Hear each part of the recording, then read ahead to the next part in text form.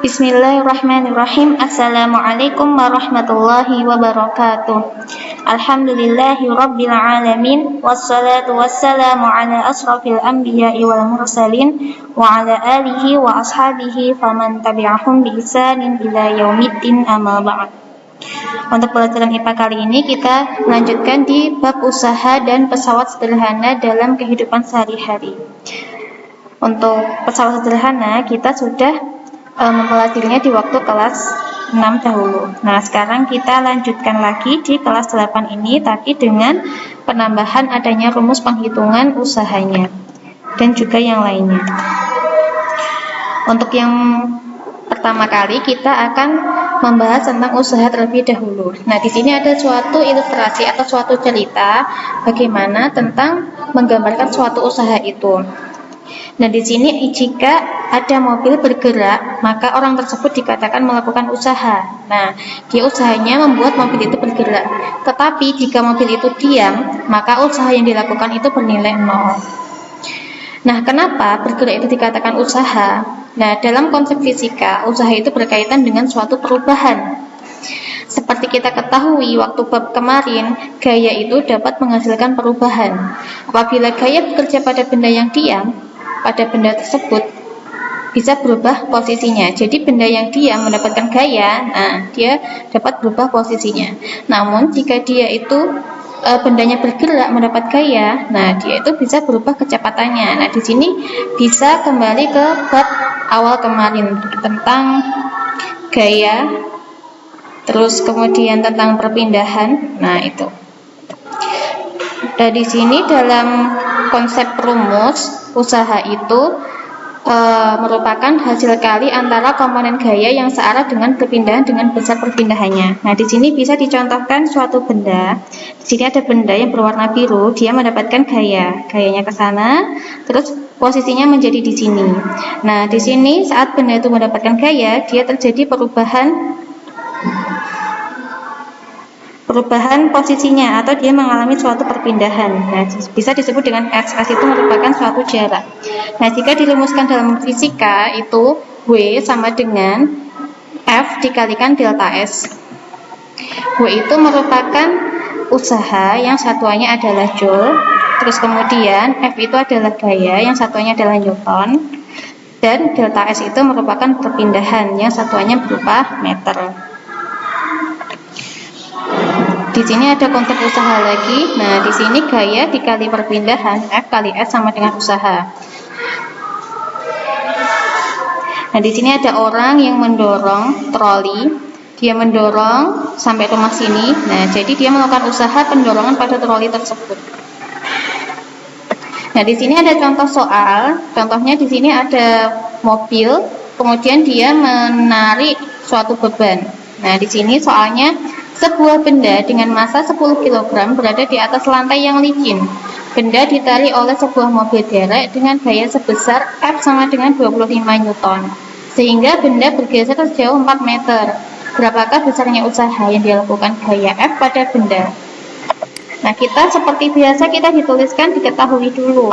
Nah, diketahui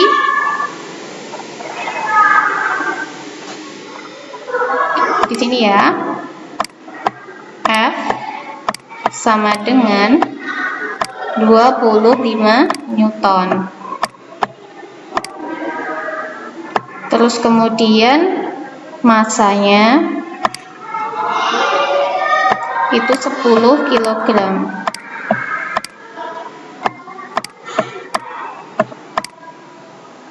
Terus jaraknya atau delta S, dia mengalami perpindahan yaitu sebesar 4 meter.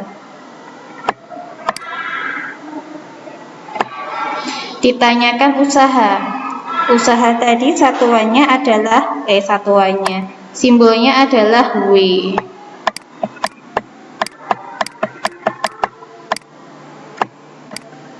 Tadi rumus W itu adalah F kali delta S. Nah, di sini ya kita tuliskan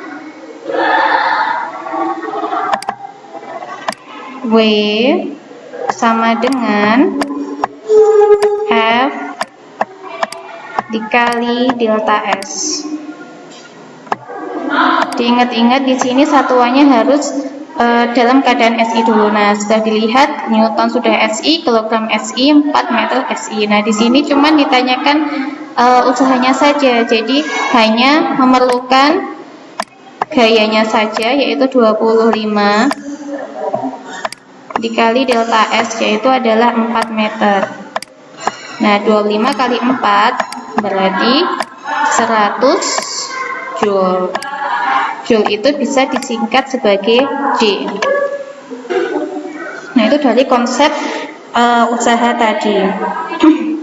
Kemudian dalam usaha itu juga memerlukan suatu energi. Nah, energi yang digunakan dalam setiap detik itu disebut sebagai daya atau laju energi. Rumusnya yaitu P sama dengan W per T. Nah, di sini P itu merupakan daya atau watt, daya satuannya watt, W itu adalah usaha, satuannya adalah joule, sedangkan T kecil itu waktunya sekon atau detik. Nah, di sini ada contoh soal. Dalam 2 menit sebuah lampu menggunakan energi listrik sebanyak 3000 Joule. Berapakah daya dari lampu tersebut? Nah, kita menghitung dayanya. Seperti biasa kita tulis diketahui dulu. T itu waktunya ada 2 menit. Nah, jangan lupa kita ubah satuannya ke satuan SI dulu. 2 menit kita ubah ke sekon. Jadi 2 dikalikan 60.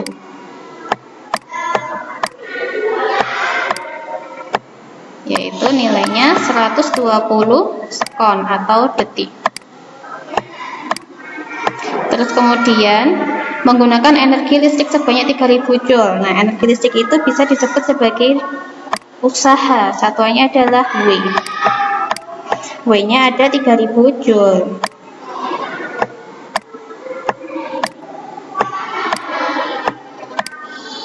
Terus yang ditanyakan adalah P. Rumus P itu adalah W per T.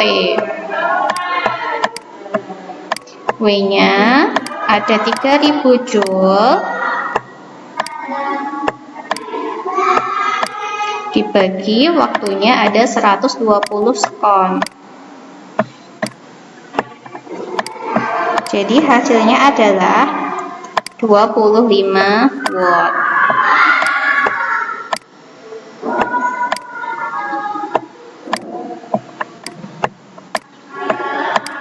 Nah, ini.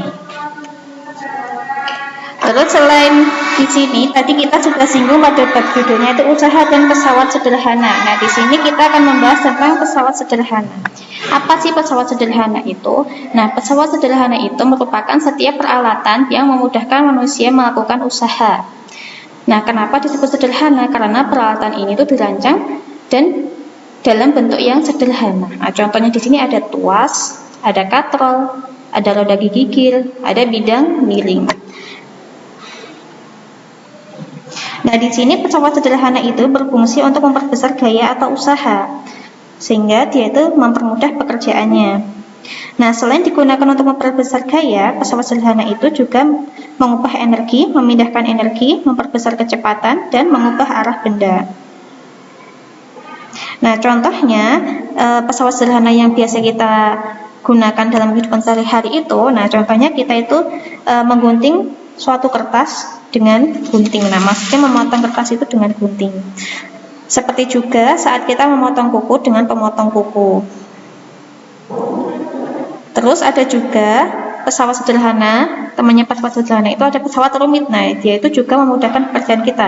Kenapa kok dinamakan rumit? Karena susunannya itu rumit. Nah, seperti contohnya ada komputer, mesin jahit, mobil, televisi, dan lain-lain. Namun, perbedaan keduanya antara pesawat sederhana dan pesawat rumit itu jika terjadi kerusakan alat. Kalau pesawat sederhana itu mudah untuk diperbaiki, sedangkan pesawat rumit itu sangat sulit untuk diperbaiki. Terus di sini ada keuntungan mekanis pesawat sederhana. Nah, keuntungan mekanis itu merupakan perbandingan antara beban dengan kuasa yang dikeluarkan. Jadi rumusnya Km, keuntungan mekanis sama dengan W per F. Beban dibagi F itu kuasa. Nah, di sini bebannya satuannya Newton, kuasa satuannya N. Nah, jadi di sini kalian harus bisa membedakan mana W itu usaha, mana F itu gaya. Nah, untuk yang keuntungan mekanis itu, W itu adalah beban, satuannya Newton, sedangkan F itu kuasa. Nah, di sini ada nilainya. Kalau keuntungan mekanis itu lebih dari 1, nah pesawat itu menguntungkan. Tapi kalau kurang dari 1, itu merugikan. Kalau sama dengan 1, nah dia tidak menguntungkan dan juga tidak merugikan. Nah, di sini pesawat sederhana yang pertama itu kita bahas terlebih dahulu tuas atau pengungkit. Nah, di sini tadi ada 4 macam pesawat sederhana. Ada tuas, ada katrol, ada roda gigi atau gear, ada bidang miring. Nah, di sini yang pertama kita bahas dulu di tuas atau pengungkit. Nah, di sini tuas atau pengungkit itu berfungsi untuk mengukit, mencabut, dan mengangkat benda yang berat. Nah, di sini pengungkit itu bisa berupa sebilah kayu, bambu, atau logam yang diberi gaya pada salah satu sisinya. Gaya yang diberikan oleh pengungkit disebut kuasa. Nah, ini gaya yang diberikan pengungkit itu disebut kuasa. Kuasanya itu di sini sebagai F. Terus kemudian, bagiannya kita bahas di sini ya. Nah, di sini ada titik tumpu. Titik tumpu itu yang tempat tumpuan bagi pengungkit. Nah, di sini tengah. Terus kemudian titik beban W itu tempat meletakkan atau menempatkan beban yang hendak diangkat atau dipindahkan. Sedangkan F atau titik kuasa itu di mana gaya kuasa diberikan. Nah, di sini ada keterangan LW. LW di sini dari tumpu ke beban itu namanya jarak antara titik tumpu dan titik beban. Sedangkan LF, nah itu jarak antara titik tumpu dengan penguasa. Jarak titik tumpu dengan titik kuasa, Nah, untuk tuas itu terbagi menjadi 3 macam. Nah, di sini berdasarkan sistem kerjanya terbagi menjadi 3 kelompok. Nah, di sini tuas yang jenis 1, di mana titik tumpunya itu terletak antara titik beban W dan titik kuasa. Jadi titik tumpunya itu berada di tengah. Itu maksudnya. Nah, di sini makin panjang lengan kuasa, maka makin kecil gaya yang diperlukan untuk mengungkit beban tersebut. Nah, jadi di sini bebannya terasa ringan. Nah, contohnya alat-alat tuas jenis 1 itu pada gunting, pada tang, pada timbangan, pada papan jungkat-jungkit. Nah, ini contohnya. Jadi titik tumpunya itu di tengah. Seperti ini ya. Jadi gunting, nah ini titik tumpunya. Ini bebannya untuk menggunting. Jadi bebannya itu yang ada bendanya, kuasanya itu adalah usahanya kita. Ada tang, ada timbangan, ada papan jungkat-jungkit. Nah, jadi semakin panjang lengan kuasa, maka gaya yang diperlukan itu semakin kecil.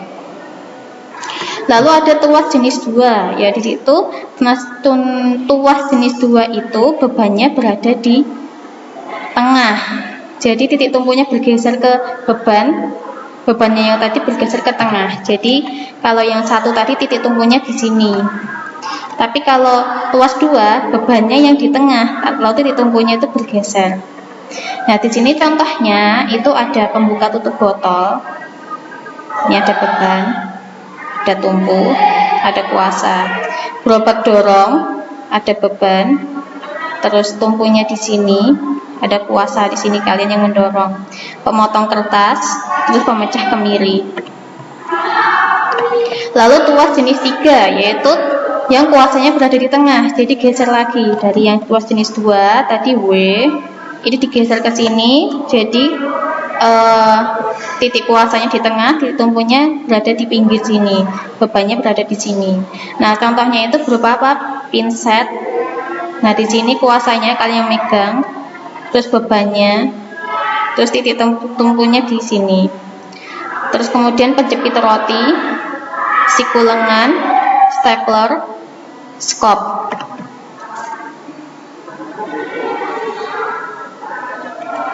Nah, di sini ada suatu contoh tentang menghitungan pesawat sederhana pada bagian tuas. Nah, di sini sebuah tuas memiliki lengan beban 10 cm dan lengan kuasa 1 meter.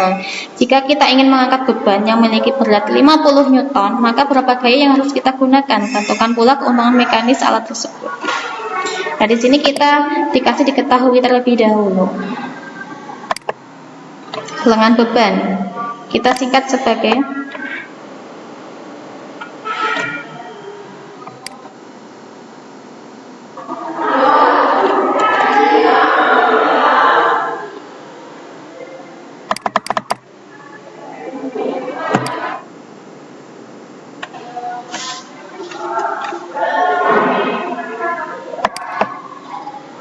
Afwan ya, ada gangguan sebentar, kita buka di sini. Nah, ini ya. Kita bahas di sini. Ada soal, terus kita tulis diketahui terlebih dahulu.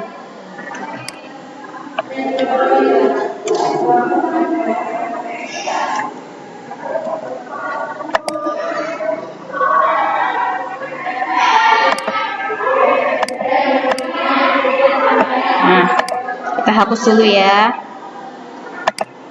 Ini diketahui lengan beban, kita singkat sebagai LB. LB sama dengan 10 cm.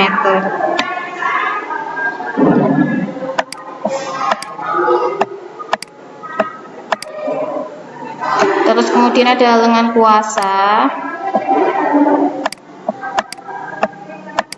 yaitu 1 meter. Terus ada beban atau berat, kita kasih simbol W 50. Yang ditanyakan yaitu kuasanya.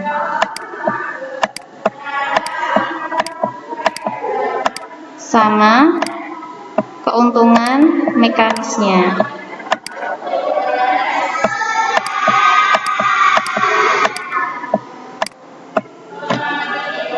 Nah, di sini kita menghitungnya. Ini ya, cara menghitung tuas itu, yang beban digolongkan dengan beban, yang kuasa digolongkan dengan kuasa. Jadi WB sama dengan LK, LB, WB kali LB sama dengan FK kali LK. Nah, jadi sama dengan K sama K, B sama B. Tadi WB-nya itu ada 50. Lengan bebannya kita jadikan meter dulu, berarti 10 dibagi 100. Karena cm ke meter itu naik 2 tangga, jadinya dibagi 100. Terus kemudian ditanyakan FK. Terus LK-nya itu ada 1 meter. Kita coret di sini, coret di sini, coret di sini, karena angka nolnya 2 atas 2, jadi bisa dicoret, tinggal 5 kali 1. 5 Newton sama dengan FK.